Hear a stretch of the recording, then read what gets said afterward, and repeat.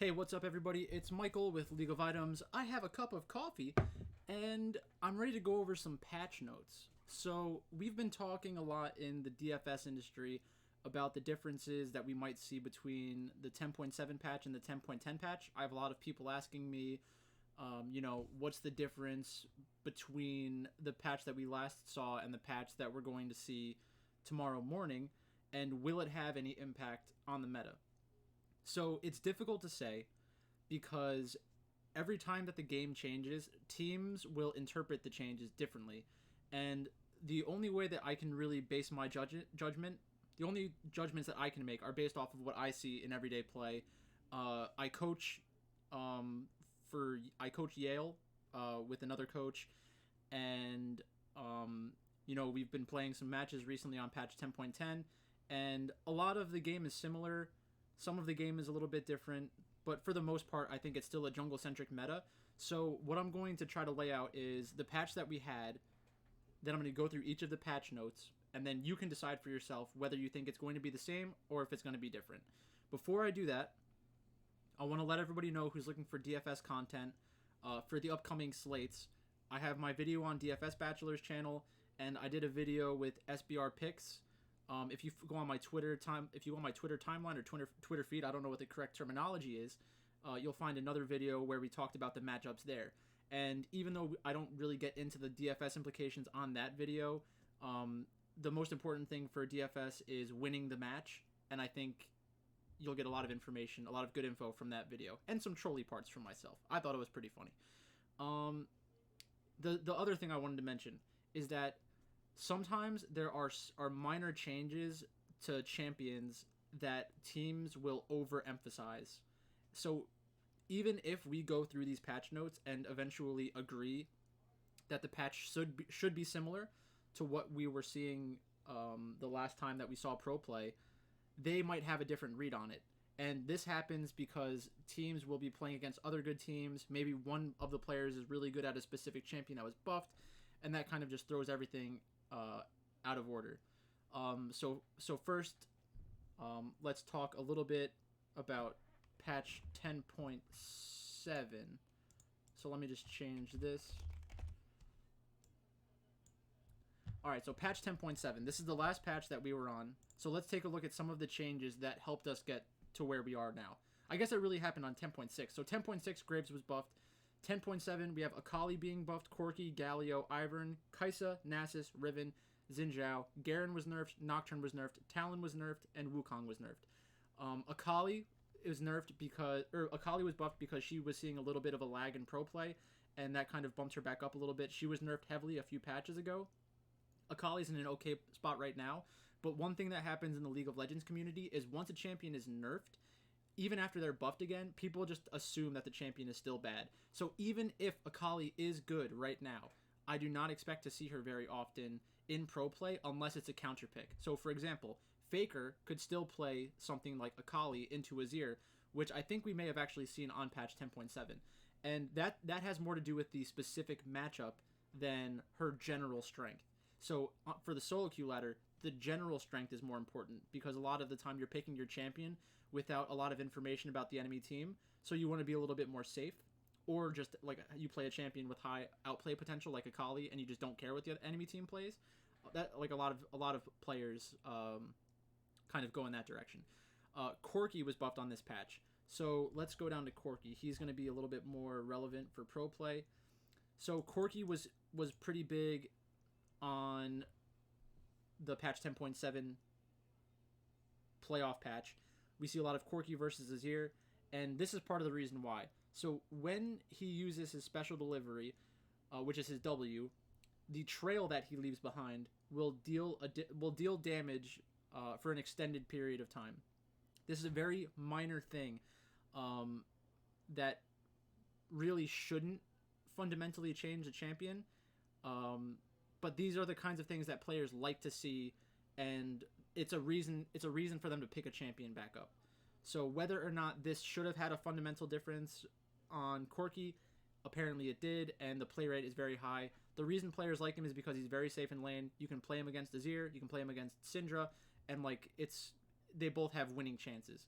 So it's a good thing to to look out for Corki's now in play. Galio saw a buff, and Galio has been seen on the professional scene. World Elite played him. A couple other teams played him. And the reason why he's so powerful is because his ultimate is it gives magic resist to a champion, but it is also an extremely disruptive ultimate because it's a large area on the map that he hits it and it knocks people up into the air, which is basically like they're unable to control their champion for about a second. So that's very good. And then he also has a taunt ability, which is another way of incapacitating champions. So this is particularly important if you are like an AD carry. So if you're an AD carry player, there are so many different things that you have to pay attention to so that you're not limited in the amount of damage you can deal to the enemy team. So, for example, we talk about the immobile pocket passer. If I'm an immobile pocket passer like Aphelios, and the other team has a Galio, he's going to have a lot of different ways to get in my face and kind of prevent me from dealing as much damage as I need to for my team to win. Garen doesn't really matter as much. Ivern doesn't matter as much. Kai'Sa, I've been seeing a lot of Kai'Sa on the solo queue ladder, but we haven't seen much of it in professional play because it's difficult, because her laning phase isn't good. And basically the reason why that will prevent some professional teams from playing her is because if you lose the lane very hard, her comeback time is like around her second or third item. So the team would basically need to just say, you know, we're going to be down 2,000 to 3,000 gold for the entire game until we hit the 3,000 gold mark. And at that point, our items and our champion scaling is going to take over. It's a very difficult way to play the game. And I don't anticipate many teams picking Kai'Sa unless they're confident in the lane matchup. So if they get a favorable lane matchup and that allows them to play Kai'Sa, then we might see Kai'Sa. She's pretty popular on solo queue right now. And she brings a lot of AP damage from the bot lane.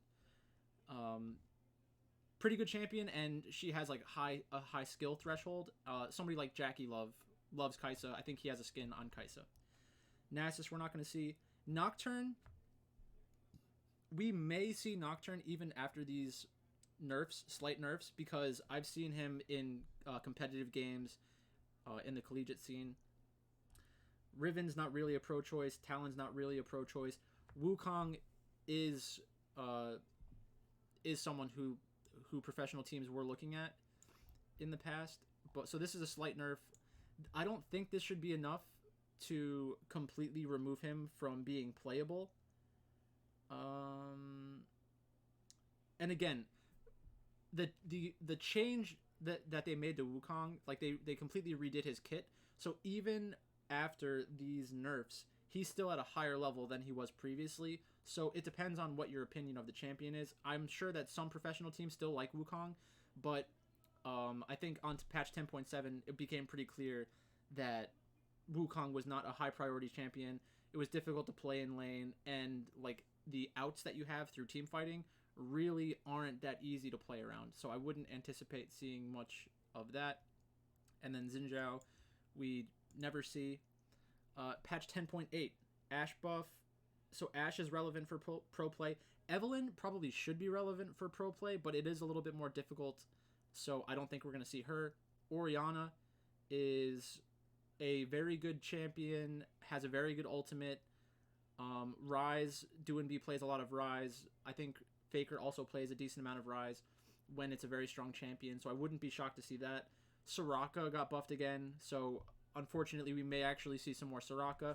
Tristana is a pretty good champion that fluctuates in and out of the pro scene because her W gives her a lot of mobility. She can basically jump across the screen, and when she kills someone or gets an assist for killing somebody, she can jump again. Or when her bomb explodes, she can jump again. So she has a lot of mobility that makes her a little bit safer in lane, but it also makes her a little bit more aggressive in lane because she can jump into the enemy team, which is pretty interesting. Xayah was also buffed. A lot of teams were already playing Xayah. A team like FlyQuest, they're not playing in this tournament, but just some professional teams already played her.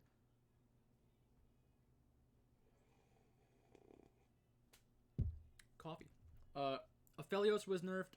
Senna was nerfed. Set was nerfed. Varus was nerfed. Even though these champions were nerfed, they're all still extremely popular on the solo queue ladder and at higher levels of play. I'm not going to get too deep into the Aphelios changes. Personally, I think Aphelios is still a very strong champion, and still has that very high threshold for usefulness in a team comp, I think that this will kind of make teams prioritize him less because he already has some flaws that are being figured out. So Aphelios is an immobile AD carry. With the 10.10 changes and things like the Tristana change, and on the next patch, which may actually be the pro play patch for like the North American season and the European season, we're seeing some like crit item buffs and more changes to some of the like more mobile AD carries. So I could see Aphelios kind of falling out of favor, even though he shouldn't. So it's more like, I've talked about this in the past. Most of the time, the meta is really what's popular. It's not what is the strongest. Because once teams get it in their head that like a nerf happened and it like really hurt a champion, whether or not it's justified, they're just going to keep that as their mentality until somebody proves them wrong. And a lot of teams don't like risking being the first team to try something out. So Ashe being buffed is very interesting. It's a very good champion. It's another immobile champion, but she has a lot of self-peeling with the different abilities in her toolkit. She can slow the enemy team, she can stun the enemy team, and she deals a lot of damage in the late game.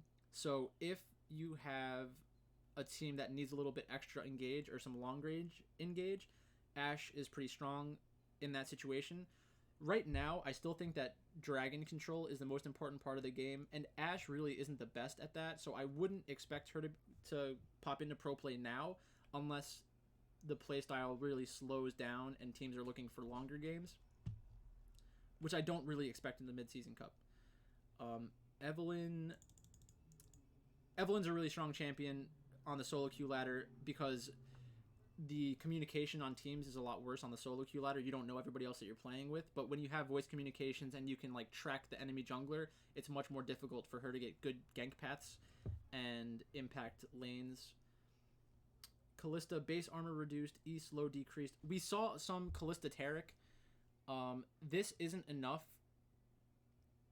I don't think that this is enough to destroy Kalista.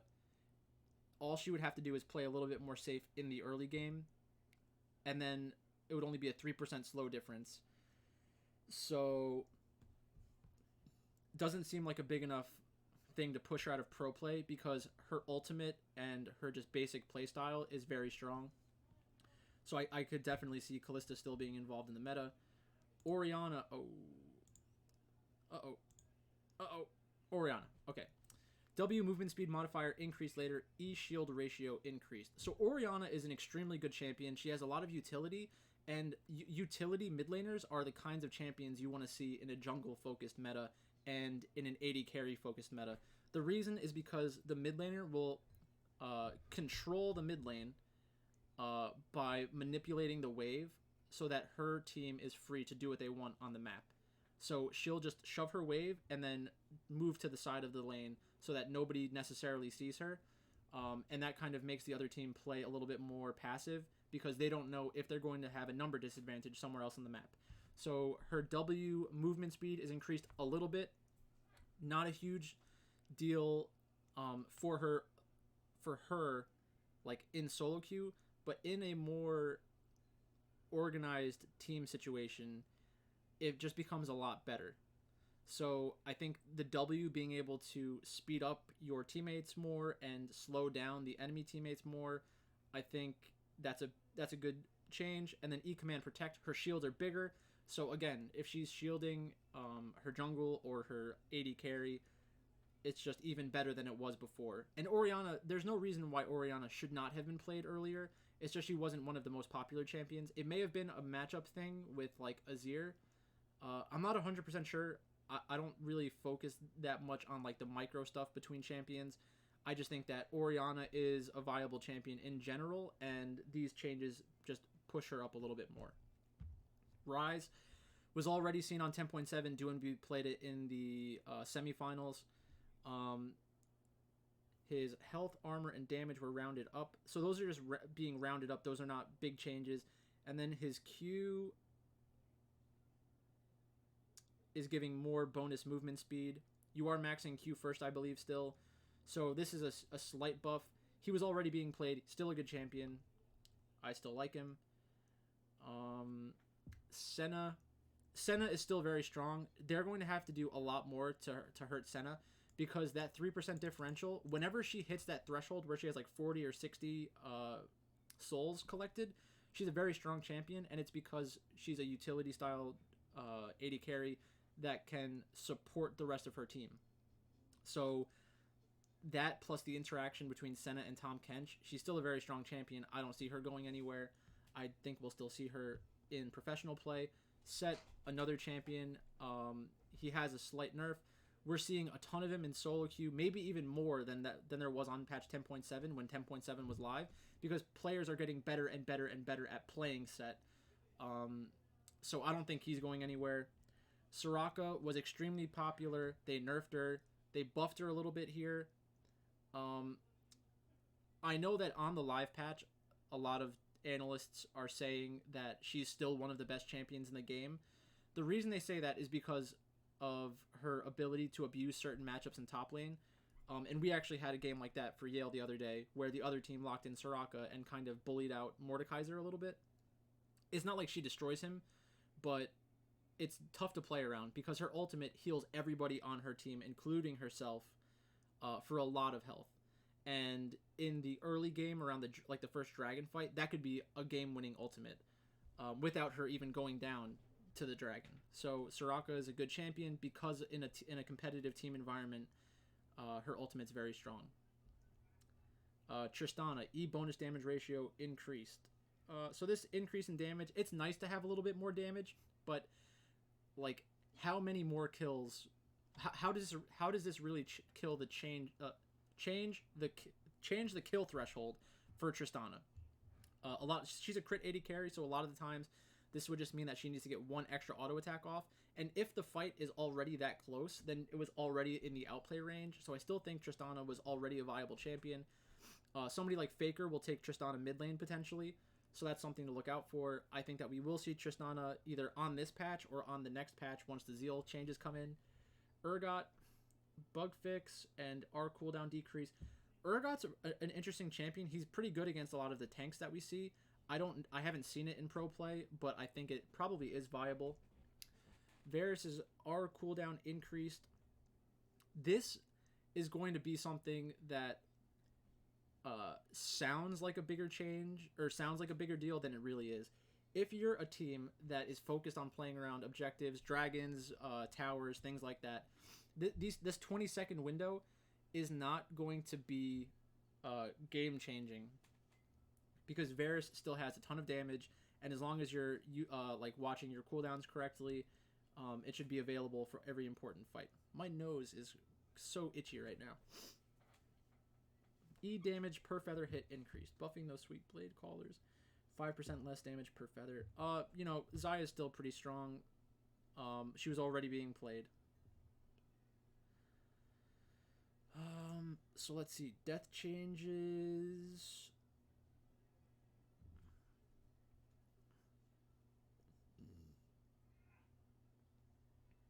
So this is a slight change that's kind of interesting. A solo kill grants 20% more experience, and assisted kills grant 20% less experience. So players who are getting early kills in game are stronger. You don't see a lot of that in pro play, but that was impactful for solo queue, and that's about it. So we haven't really seen many changes that are going to completely turn the meta on its head, but we have seen some slight changes to champions that were already viable or on the cusp of being viable. So it might expand the champions that are valid choices, but nothing out of control yet. So this one we have Bard. W movement speed reduced, cooldown increased. So we saw Lumao play this in the championship match. He won a game with an ultimate. Bard's a very interesting champion. He has some pretty good ranked dominance, so he's still really good. This isn't going to take him out of the pro scene, just because his playstyle is so unique. Cho'Gath E damage increased later. You know, every once in a while you see Cho'Gath make an appearance in pro play. I wouldn't be that surprised if he showed up in the mid-season cup, specifically because of his ultimate. So Cho'Gath is the kind of champion where if you're a team that's playing around dragons, playing around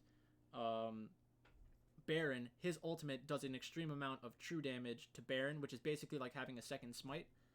And he has a lot of CC in his kit, so we might see Cho'Gath. He also has a silence, which is very strong. Fiddlesticks had a huge change, but he's still not strong enough to be seen in pro play.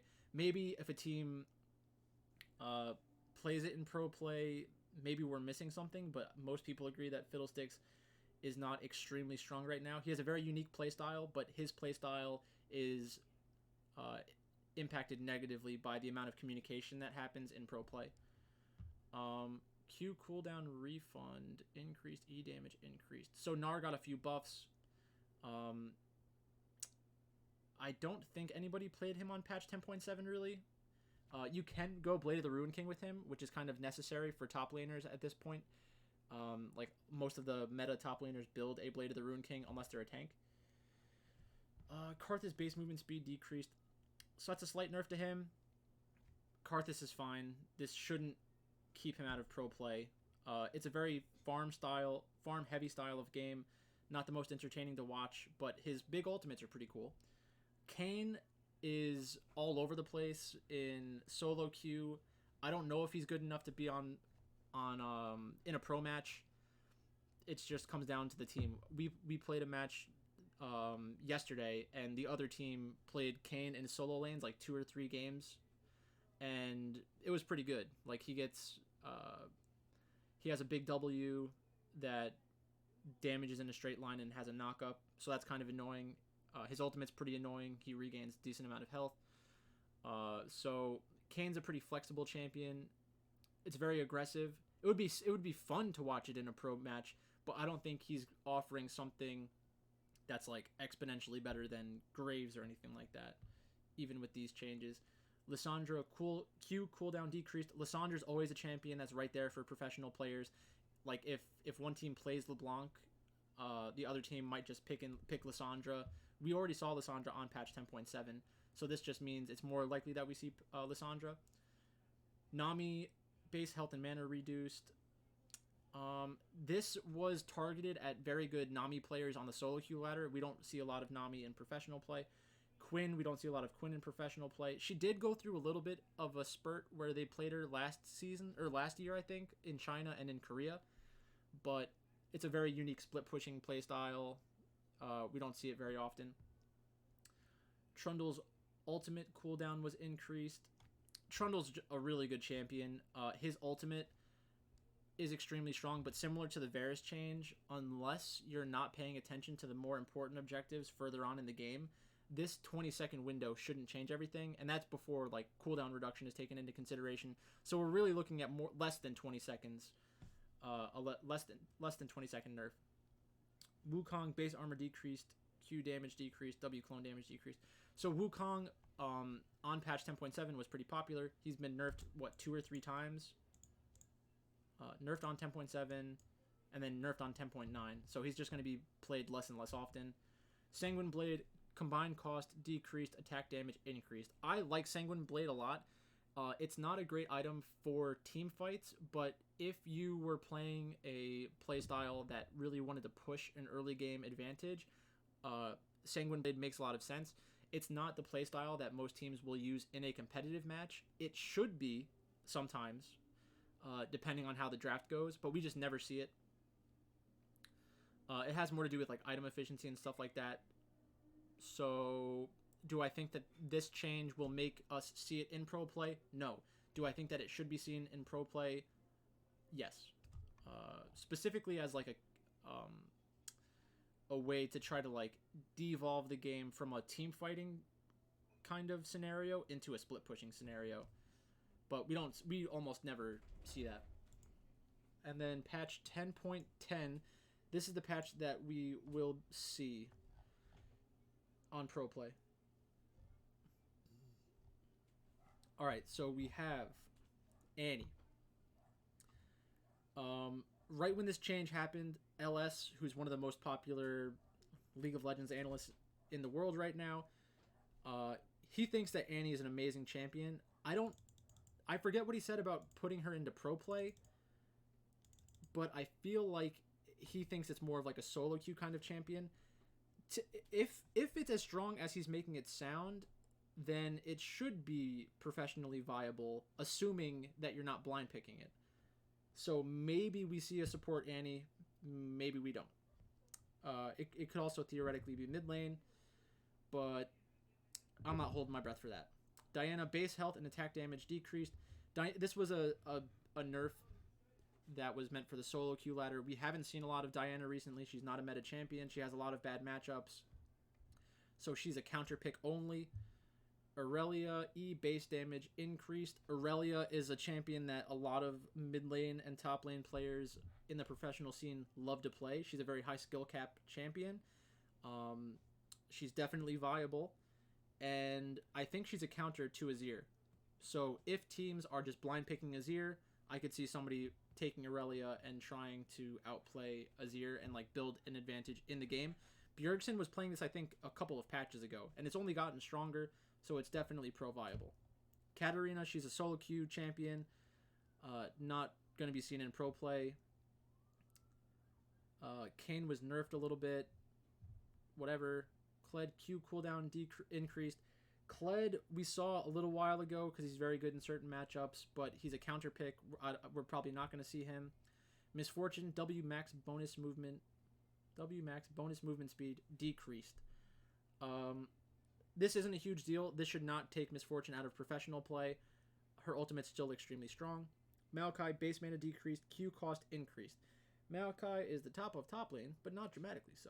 So Maokai has a lot of matchups that are difficult, especially in solo queue from like a blind pick perspective. He's better as he's a better choice when you know that you're not going to get punished in lane. Definitely professionally viable. Nidalee, we've already seen Nidalee on patch 10.7. I think even back to like patch 10.5. It's a playstyle thing. She's also one of the only champions that can keep up with Graves in the jungle if there's like a power farm situation, or like a Karthus. Pretty good champion, definitely pro viable. It's going to come down to the drafts whether or not we see her. Sivir, E mana restore increased. Sivir's mana loop, empowering Sivir's mana loop to encourage players to master the art of using her shield. Sivir is an interesting champion. I think that she's right there in terms of being professionally viable. She has a lot of bad matchups in lane, I'm guessing, and not a lot of professionals have been playing her a lot on the last patch. So this isn't really enough to bring her into pro play, but if there is a team that always likes having Sivir around, then theoretically I could see her making an appearance at the Mid-Season Cup. It's even more likely that we'll see her once the Zeal changes come through, because she's another crit 80 carry. Soraka was buffed again, so everything that I said about Soraka, again. Taric, base health growth decreased. W bonus armor ratio decreased later. So this is a slight nerf targeted at solo queue Taric because of like the funneling that happens, which is like used by Chinese boosters and stuff like that. At least like everybody says they're Chinese boosters. Basically people level up accounts and then play them on the ranked ladder, get them to a certain level, and sell the account. Twisted Fate, base attack damage and armor increased, our mana cost decreased. So Twisted Fate was already a champion that we saw on patch 10.7. Now he's even better. This isn't like a game-changing difference, but this does help. This does move the threshold of like when TF can do stuff slightly, because the 50 mana difference, he doesn't have a huge mana pool to begin with. So that 50 mana buffer will make it less, will make him being for a gank less often. So more gank opportunities theoretically, but it's still only like one every like minute and a half or 2 minutes, something like that. Udyr, not a champion that we're going to see on pro play. So based off of this, let's just go back to the spot where we see all of the champions that were buffed. So basically, the question that I'm asking is, did any of these changes hurt Graves enough to change the meta? Patch 10.7, Graves was very powerful. Patch 10.8, does a buff to Orianna, Ryze, Soraka, Tristana significantly change the meta? No. Patch 10.9, do changes to Cho'Gath, Lissandra, and maybe Gnar impact Graves? The answer is no. Does a nerf to Trundle help Graves? The answer is yes. Does a nerf to Karthus help Graves? The answer is yes. And the buff to Lissandra might actually help Graves, because if you have Graves and Lissandra, it's very easy to push into the enemy jungle and try to find the other jungler, be more aggressive. Lissandra can often push her wave and then go to a side lane and dive. So, very good combination with Graves, assuming that your matchup is fine in lane.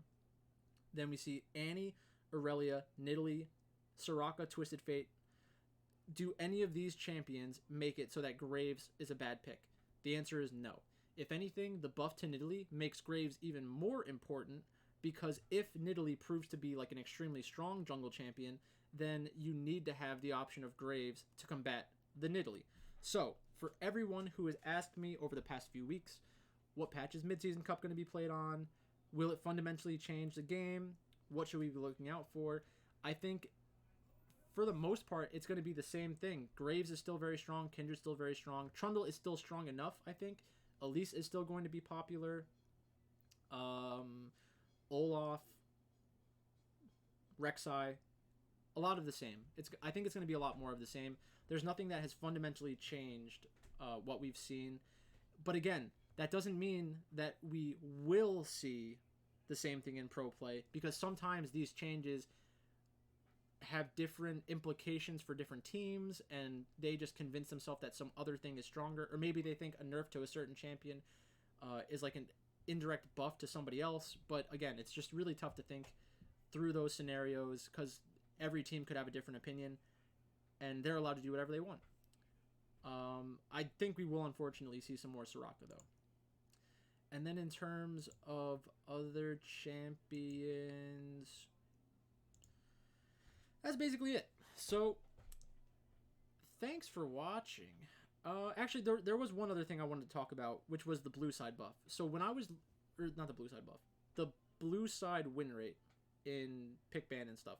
So in my opinion, I think blue side on its own is probably, like, when you're looking at the initial opening lines, I think the team on blue side, like if you're trying to figure out what the odds for the match should be, it should always start off as blue side 55%, red side 45%, and then adjusted for how good the teams are. Because if you're a blue side team that is good at drafting, being on blue side is generally better, because you kind of dictate how the draft is going to go. Red side does have the option to counter pick with the last pick, but we do not see professional teams really utilize last pick as much as they probably should, given that blue side has a better win rate. So if we take a look at the odds from day one, T1 is implied to win 62% of the time. So they're saying it's the 55% plus 7, so they're 7% better than FPX. If the sides were reversed, I guess they would be saying that FPX would be like a 50, between 50 to 52%, depending on what they did with the rake. Damwon Gaming is 39%, so they're saying that they are significantly worse than Top Esports, even with the blue side buff. T1, 72% over Damwon Gaming. So if you think that T1 and Top Esports are roughly similar, which I do, and the book does as well, they're basically saying Damwon Gaming on blue side is 39%, Damwon Gaming on red side is 33%. There is a slight difference between T1 and Top Esports, but Damwon 33, 39. But that's basically countered by like the swapping of sides. So I think we're right around that 55% range still. FPX against Top Esports. FPX is 48%. Top Esports is 56% on red side. So they're saying that Top Esports is about 7% better than FPX, so that'd be 57%, so that's minus 125-ish, and that's what they have the line at, regardless of side. That does make it seem like you should be picking FPX, and I kind of talked about this on the SBR Pick Show. I think this is just a trap spot. I think the sportsbook wants you to pick Fun Plus Phoenix, and I think that they kind of feel like Top Esports is a better team. It will be interesting to see who plays top lane for FPX in the second match. They might go between Gimgoon and Khan. I don't know if they're thinking that's a negative for the team. I can't really speak to that. FPX against Damwon Gaming. FPX is a 65% favorite, which is 7% less than what T1 is over Damwon Gaming. But again, this shows a stark difference between how they value a blue side team and a red side team. Because T1 is 62% to FPX being 43%, and then FPX is 65% to Damwon Gaming being 40%. So they're basically saying T1 playing FPX is like FPX playing Damwon Gaming. I don't really think that's the case. I think T1 and FPX are closer than that. But I do think that T1's going to win. So then T1 against Top Esports. T1 is 55%. Top Esports is 49%. So basically, they kind of split the VIG between the two teams, I think. A slight edge to T1, and I think a lot of that has to come with the blue side advantage. And they're also the more public side. So there's a lot of thought. You can go a lot of different ways, kind of analyzing how these lines move and stuff like that. But that's where I'm at for now. So thanks for watching. If you have any other questions about the slates in the upcoming days, make sure to check out my channel. Make sure to look at Twitter, Twitch, DFS Bachelor's channel. We should have some videos out for that. And then also SBR Picks. We're going to do a couple more videos over there. So until next time, I'm Pikel. This is a cup of coffee. And that was a breakdown.